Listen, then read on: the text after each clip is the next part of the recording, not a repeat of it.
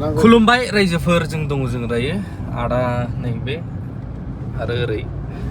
मोनसे एनडिएफबि न'खराव थांनो नागिरदों केसआनो केस केन्सार बेरामनि बाब जाफैबाय गिनानै मानसियानो मबाइलखौनो लाला नामा आदा लाला मबाइलखौनो लाला माने बेबायदि कन्डिसन जानानै दं लेहिमिया जोंनि गबिन्द बसुमतारी सार लेहिमिया आलसिया माने इएम रन्जित बसुमतारी बिथांमोननि दायित्वमोन दायित्वहीन मानसिफोर बिफोरो गावसोरखौ नायग्रा व्यक्ति गावनि फेमिलि नायग्रा व्यक्ति एनडिएफबिनि जाय केडारफोर जाय सुबुं सेंग्राफोर दिनै बिथांमोननि न'खरनि फेमिलिनि बिनि केस बेफोरखौ सिन्था खालामि दायित्वहीन इएम आरो डिपुटि सिएम बिटिआरनि बे थ' जों दायो आवगायलांगासिनो दं नोंथांमोना नुगोन सोरनि फेमिलि बियो मा जायगायाव लामाखौ जायफ्रा फैयो बे खायसे एसे हमनो हागोन थांगासिनो दं थाङै थांनि खबर लाहैनि गोजान जायगा अब्लाबो जोङो बानाय गैया मानाय गैया खामानियानो बेनोसैबा माथो खालामबावनो थांनानै बे खौरांखौ नोंसिनिसिम लाबोनो नाजागोन बेवहाय नोंथांमोना एसेसो जायफ्रा जोंखौ सापर्ट होदों नायनानै लाइक खालामनानै शेयार खालामनानै बांसिनबाबो थ' नाजालांबाय थांनि क'क्राझार मोनफैबाय जोङो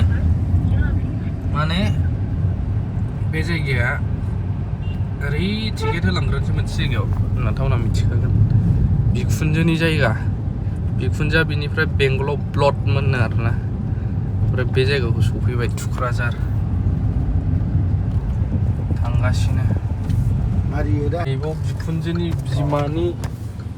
बिबैनि गोथै सह दंमोन गोथै बारि न'खरासो हाग्रा जाजोब्बाय थाङै न' मोनथारसिगोन बिसिनि रलिं मिलनिफ्रायनो एरखेबाय आरोखि मेन नै बेखिनियावनो नैबे बिखुनजोनि न' जोंहा बिखुनजोनि ओरै चार्च थाबाय बालाझार ओमफ्राय जों स्ट्रेट मोनसे गोथां दुखुथिया बेनाव थांगोन आरो ना बोरैहाय डनेसन सनेसननि भिडिअ नङा दे खिन्थु बिराद डेन्जार बे भिडिअआ औ गारियावनो सोखादोंसै फैयै जोङो मोनफैग्रोबाय दायो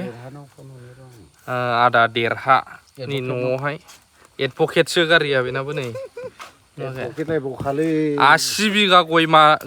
बागाननि मालिक आरो दाथ' गोदान बेसेबां फानायदों माइया बेना 100सो जागोन 100 बिगा माइयाबो 100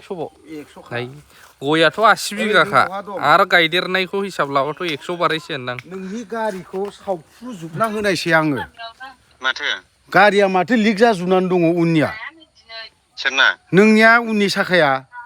मा लिक जालाबायनांगौ नों नायफैदोल' ब्रा नायफैल' सुवानो गोगोम सुवानो बेसेबां गिदिर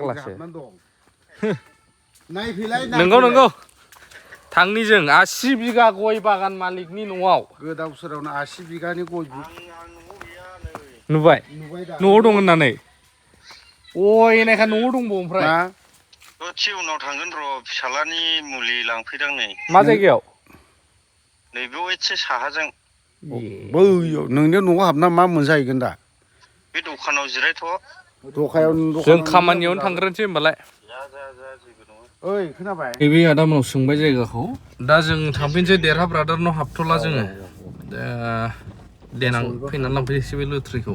लांनांगौमोन बेनोबो जिखुनु जा दिनै सासे एनडिएफबि रुंसारि जादों बेनिबो सोरमोन रुंसारि जायैनि सिगां माबायदिमोन आं भिडिअखौ देखायनानै होगोन एसे थारैनो बड'लेण्डनि सिमांखौ जायफ्रा नुदोंमोन नुलाङैयावनो सोरबा ज्रय थांगासिनो दं दिनैनि दिनाव रामफल बिलमोन नामा आदा रुंसारि जानाय मा नाममोन रामफल बिल मा गामिमोनथाय गामिखौ बावबायलै आं नामखौबो बावबाय एरियाया रामफल बिल खिनियावनो आरो मा नाममोन मानसिया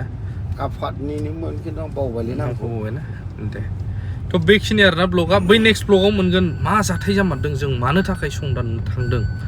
बेखौ नेक्स्ट ब्लगाव दिन्थिनो एकदम नाजागोन आरोना थेंक इउ भेरि माच फर वाचिं लाभ इउ अल नोंथांमोननि हेफाजाबाव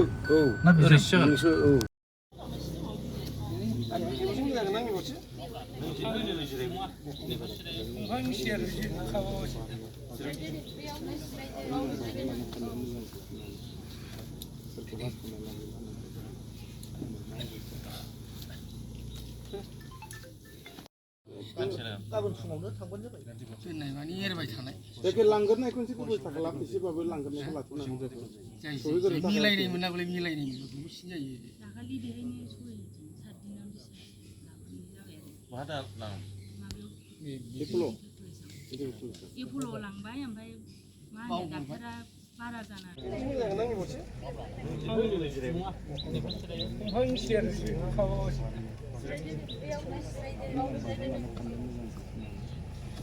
सोरखौबा